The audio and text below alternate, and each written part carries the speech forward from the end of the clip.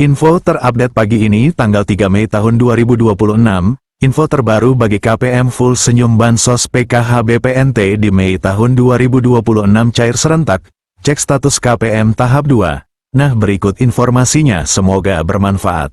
Assalamualaikum warahmatullahi wabarakatuh.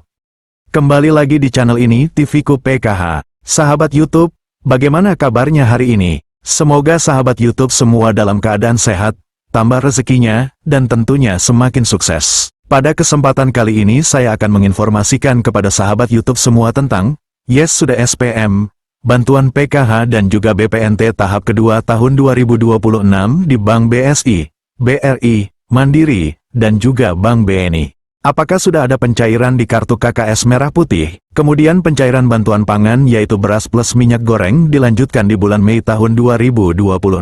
Nah, kira-kira informasi selengkapnya seperti apa? Simak terus videonya. Jangan skip supaya tidak menimbulkan gagal paham dan tentunya salah paham. Bagi yang baru gabung dan baru kenal dengan channel TVku PKH ini, saya ucapkan selamat datang dan terima kasih banyak.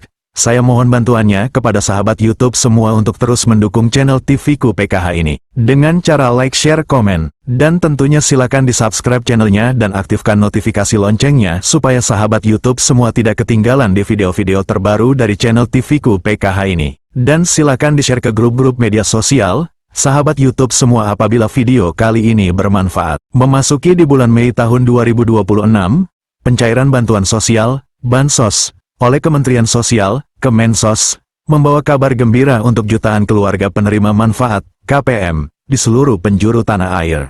Pemerintah memastikan percepatan Bansos PKH dan BPNT tahap 2 berdasarkan kelompok desil kesejahteraan. Untuk pencairan awal di bulan Mei, Kemensos akan mendahulukan KPM yang berada di desil 1, miskin ekstrim, dan desil 2, miskin. Setelah kedua kelompok ini tuntas, penyaluran akan dilanjutkan ke desil 3, rentan miskin, dan desil 4, menengah ke bawah. Jika melihat status Bansos berdasarkan pantauan terbaru di aplikasi 6NG, sejumlah bank penyalur seperti Bank BSI, khususnya wilayah Aceh, sudah menunjukkan status SP2D, surat perintah pencairan dana. Sementara untuk bank lain seperti BRI, BNI, dan Mandiri, mayoritas sudah berada di posisi SPM, surat perintah membayar, yang artinya saldo akan segera masuk ke kartu KKS Merah Putih dalam hitungan hari.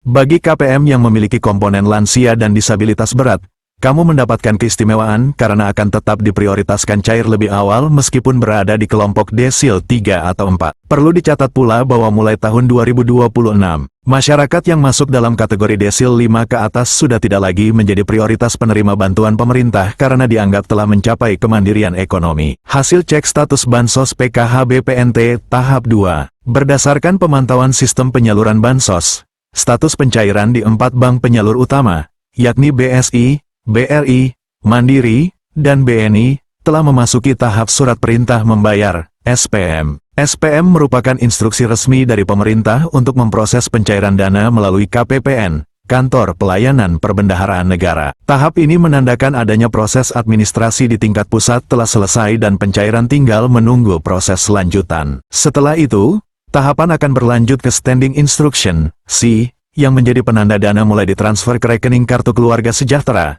KKS, milik KPM. Penyaluran bantuan sosial, Bansos, yang berlangsung beberapa tahap setiap tahunnya, terus menunjukkan perbaruan sistem yang terbaru. Seperti saat ini, Kementerian Sosial, Kemensos, mempercepat digitalisasi Bansos melalui penguatan kolaborasi lintas sektor untuk memastikan penyalurannya benar-benar tepat sasaran dan minim kendala di lapangan. Dalam rapat penguatan pemanfaatan data lintas sektor yang digelar di ruang rapat Dewan Ekonomi Nasional, Sekretaris Jenderal Kemensos, Robben Rico, menegaskan bahwa digitalisasi adalah kunci menjawab carut-marut data yang selama ini terjadi. Menurutnya, tantangan utama penyaluran Bansos selama ini terletak pada akurasi data. Sehingga untuk mengatasinya, Kemensos mengusulkan pembentukan tim kerja lintas sektor yang terpusat di satu lokasi agar eksekusi data lebih cepat. Ini menjadi bagian dari upaya kami menjawab persoalan data agar Bansos benar-benar tepat sasaran, ujar Robben. Ia berharap pola kerja konvensional yang hanya sebatas rapat bisa segera ditinggalkan. Ia mendorong adanya konsolidasi data yang real-time dan kerja kolaboratif harian. Hingga saat ini,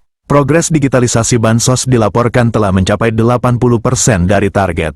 Namun, Kemensos tetap waspada terhadap potensi celah pada kualitas dan kelengkapan data di lapangan. Guna menjamin integritas sistem, Kemensos secara resmi menggandeng Badan Pengawasan Keuangan dan Pembangunan (BPKP). Keterlibatan BPKP bertujuan untuk melakukan audit preventif atau pencegahan sejak tahap awal pelaksanaan, sehingga potensi penyimpangan dapat diminimalisir. Sebagai langkah awal, program piloting, proyek percontohan, digitalisasi ini akan menyasar 42 kabupaten, kota di seluruh Indonesia. Langkah strategis ini diharapkan menjadi fondasi bagi sistem perlindungan sosial yang lebih terintegrasi secara nasional. Pencairan bantuan sosial, Bansos, Program Keluarga Harapan, PKH, dan Sembako Triwulan 2 2026 atau periode April-Juni tahun 2026 sudah bergulir sejak tanggal 10 April lalu. Memasuki bulan Mei tahun 2026, penerima manfaat yang belum mengecek statusnya bisa melakukannya secara mandiri hanya dengan nomor induk kependudukan, NIK,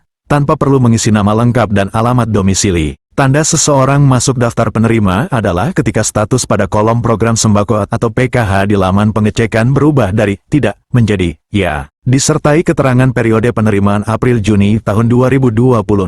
Menteri Sosial Saifullah Yusuf atau Gus Ipul menegaskan Bansos menjadi salah satu komponen penting dalam menjaga pertumbuhan ekonomi melalui konsumsi masyarakat. Dalam rapat tingkat Menteri, RTM, Satgas Percepatan Program Pemerintah di Kementerian Koordinator Bidang Perekonomian, Selasa, tanggal 28 April tahun 2026, ia mengusulkan perluasan penerima manfaat, bukan penebalan nominal. Bansos bagian dari komponen pertumbuhan ekonomi. Kami mengusulkan bukan penebalan, tapi perluasan penerima manfaat, ujar Gus Ipul, dikutip dari siaran pers Kementerian Sosial. Bansos PKH dan sembako difokuskan pada kelompok rentan yang masuk kategori desil 1 hingga 4 dalam data Tunggal Sosial dan Ekonomi Nasional, DTSEN. Pengecekan status Bansos bisa dilakukan melalui dua cara, yaitu melalui laman cekbansos.kemensos.go.id dan aplikasi Cek Bansos. Berikut langkah-langkah mengecek status Bansos melalui laman resmi Kementerian Sosial. Buka situs cekbansos.kemensos.go.id.